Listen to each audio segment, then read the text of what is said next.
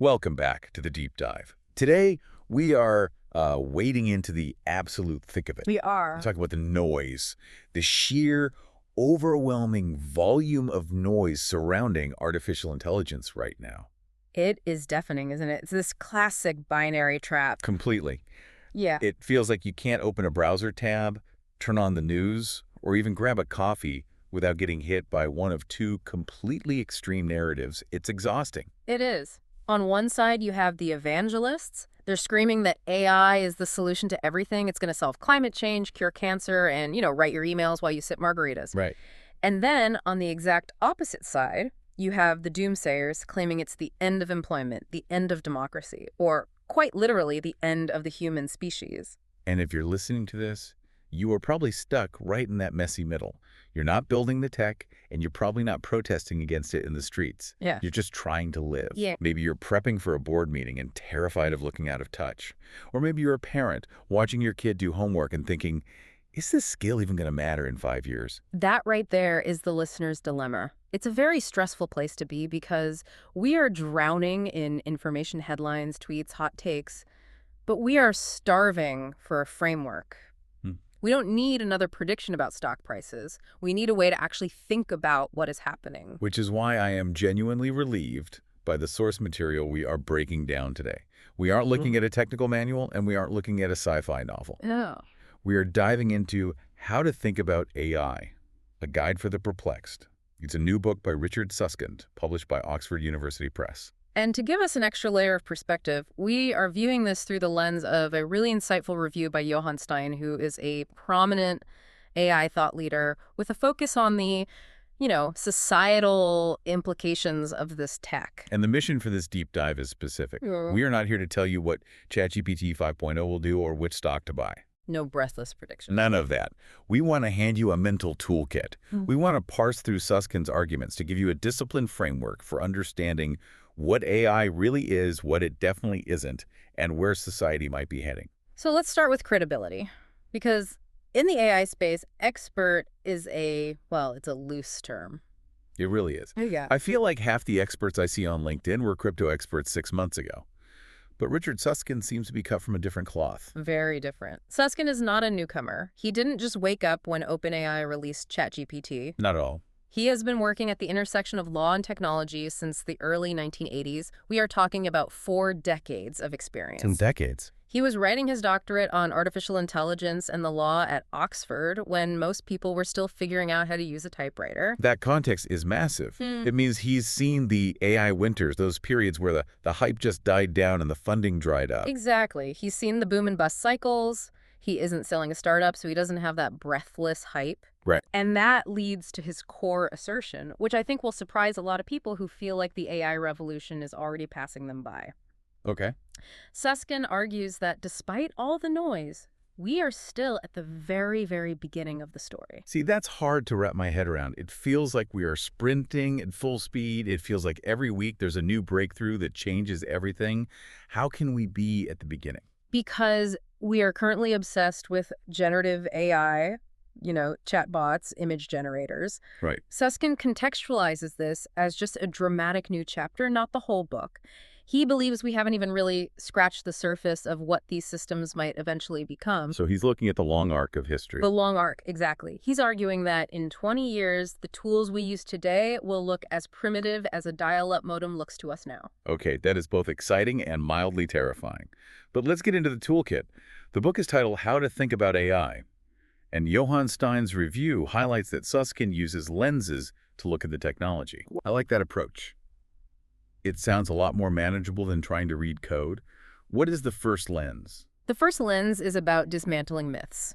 And the biggest one, the one that trips almost everyone up, is what we might call the monolith. The idea that AI is just one single thing. Correct. We tend to say the AI did this, or the AI is dangerous, as if it's a singular entity like Skynet. Sure.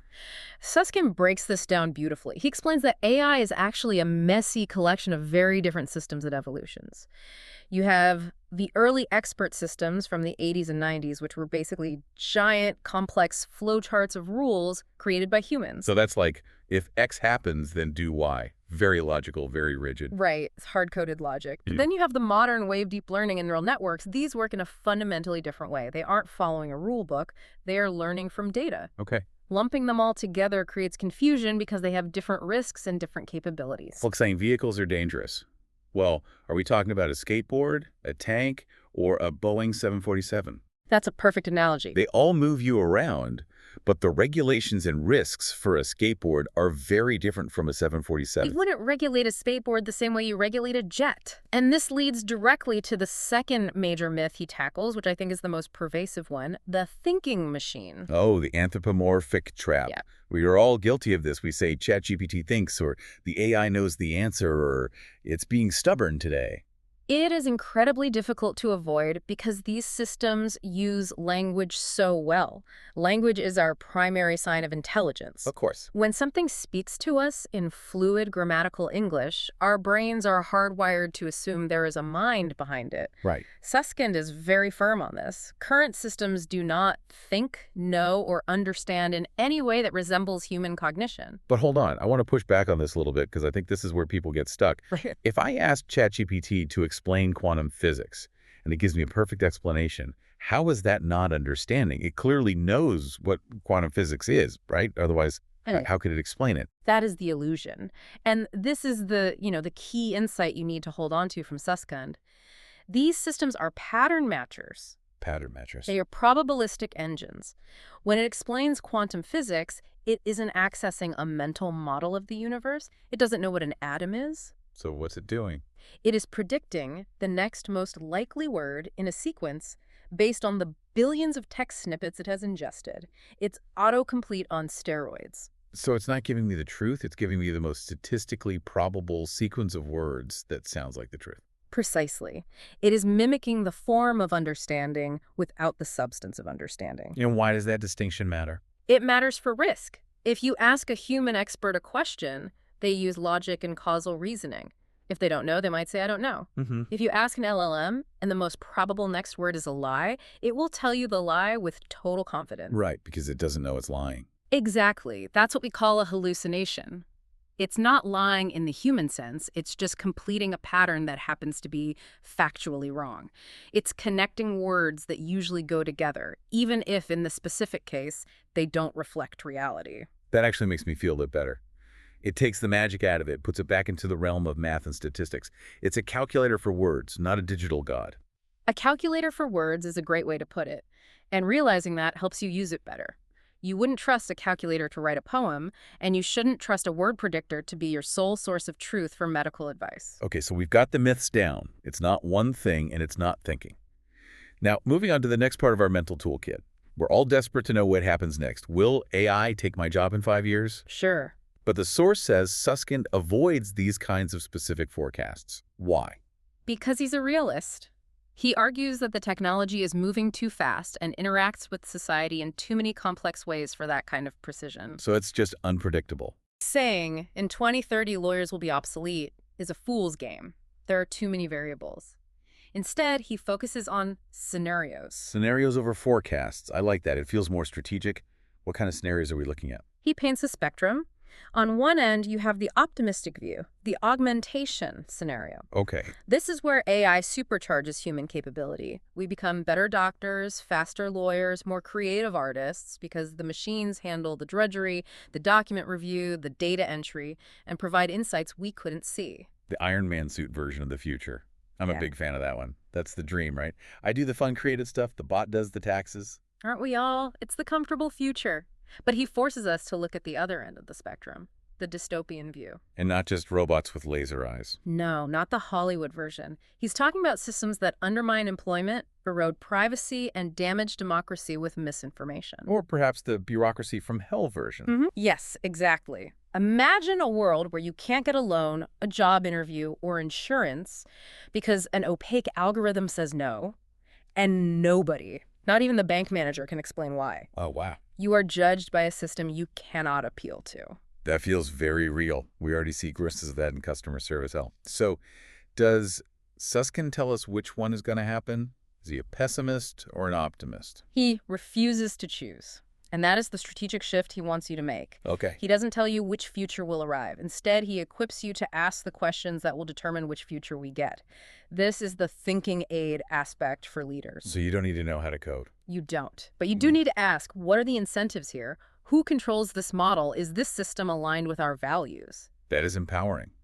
It shifts us from being passive observers waiting to see what the tech giants do to active participants asking, wait, how do we steer this toward the Iron Man scenario and away from the dystopian one? Precisely. It's about agency. The future isn't something that happens to us. It's something we build. Now, I want to pivot to something that makes Susskind unique. And frankly, it's the part of the book that surprised me the most. We mentioned he's a legal expert. Right. The review highlights a very strong legal and professional thread in the book. Usually when people talk about AI and law, they talk about copyright. But Susskind goes deeper. He talks about process versus outcome. Can we unpack that? This is a fascinating distinction, and it applies to way more than just law. Think about how we judge professional work today. In the legal world, we focus heavily on the process. How we got the answer. How did the judge reach the verdict? What was the legal reasoning? We value the human logic, the explanation, the showing your work. Right. In math class, if you got the right answer but didn't show your work, you only got half credit. We want to know the why. We trust the result because we trust the method. Exactly. But AI focuses entirely on the outcome. It gives you the answer. If an AI predicts a tumor better than a doctor or predicts a legal risk better than a lawyer, but it can't explain how it got there, do we accept it? That is a really tough one. If it saves the patient, maybe I don't care how it knew. But if it sends someone to jail, I definitely care. And that is the massive philosophical wedge Susskind just drives into the conversation. He argues we can't just map our existing rules onto these new tools. It's not a one-to-one. Not at all. Concepts like fairness, explanation, and responsibility are really hard to apply to what we call black box systems. Because the system is opaque. It's a statistical soup. Correct. If a human judge is biased, we can analyze their written opinion for errors in logic. We can appeal based on their reasoning. Sure. If a neural network is biased, it's buried in billions of parameters. You can't cross-examine an algorithm. So Susskind is forcing lawyers and policymakers to revisit the very definitions of these concepts. You can't regulate the process if there isn't one. Or if there isn't a human process to observe, yeah. This feels like it challenges the very nature of professionalism. If a machine can get the outcome, what is the role of the professional? Susskind has written about this before, the end of the professions. If the value you provide is just the answer, you are in trouble. If the value you provide is empathy, strategy, and negotiation, you are safer. I see. But the process versus outcome debate is going to define the next decade of regulation. So what does this all mean for us as a society? This brings us to the systems perspective. Johan Steyn, in his review, brings up a really important point about context. He writes from a South African perspective, and he notes that Susskind's framework is crucial for places where inequality and institutional fragility are already big issues. This is a critical addition to the discussion. Steyn emphasizes that we have to look beyond the shiny technology and look at the power dynamics. It's not just about the tech itself. No, it's not just is the AI smart, it's who does the AI work for. Right. We need to follow the money and the data. It's not operating in a vacuum. The book prompts us to ask a specific list of questions, and these are questions every listener should write down whether you are running a company or just voting in an election. Okay, what are they? 1. Who designs the models? 2. Whose data do they ingest? And by extension, whose culture and values are represented in that data? And 3.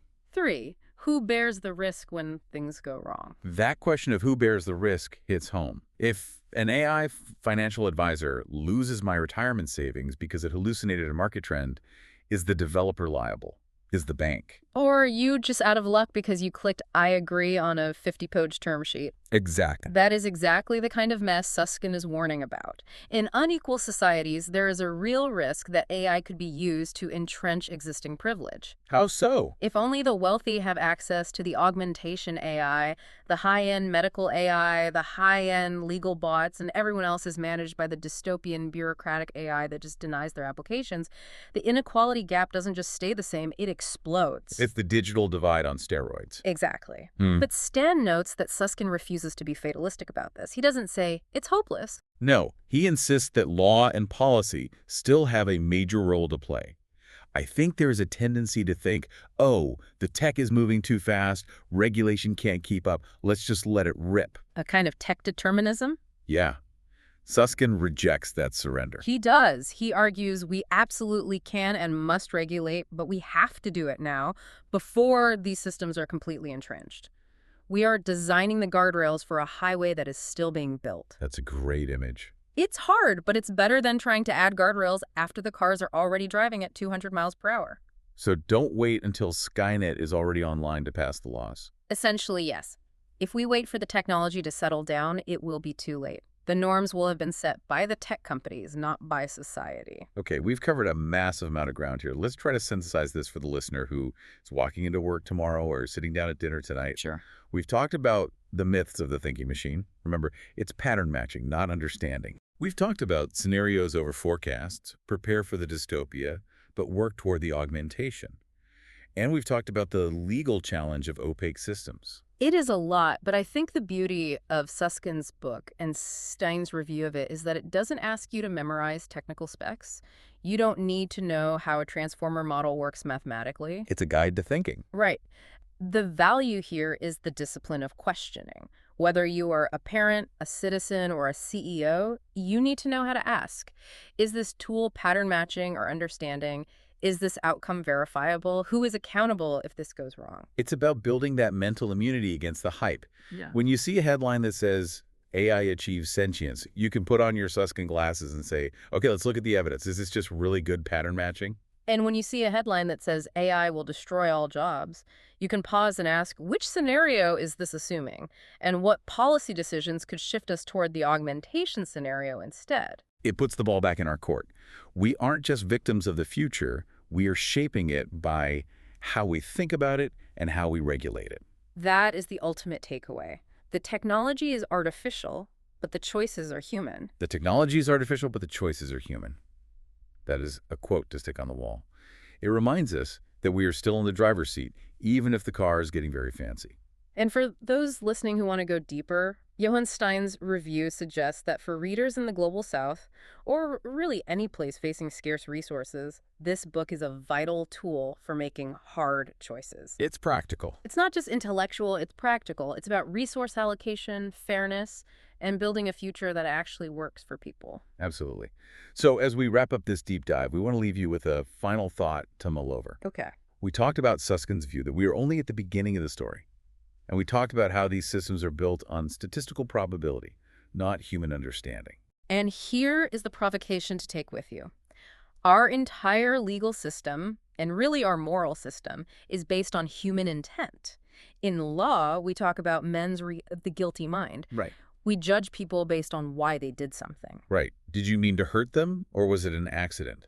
The intent matters. That's the difference between murder and manslaughter. Exactly. But we are moving into a world where critical decisions about your health, your freedom, your finances are made by machines that have no intent. No mind. They have no mind. They have no reasoning. They just have probability. So if the machine causes harm, there is no guilty mind to punish. You can't put a server in jail. So the question is, are we currently designing laws for the machine or for the people who built them? And who decides? And as the machines get more autonomous, who gets to decide the difference? That is a heavy question. Oh! But it's the right one to ask. A huge thank you to the insights from Johan Steyn and the work of Richard Susskind for giving us this toolkit. We hope you feel a little less perplexed and a little more prepared to face the AI age. Thanks for listening to The Deep Dive. We'll see you next time.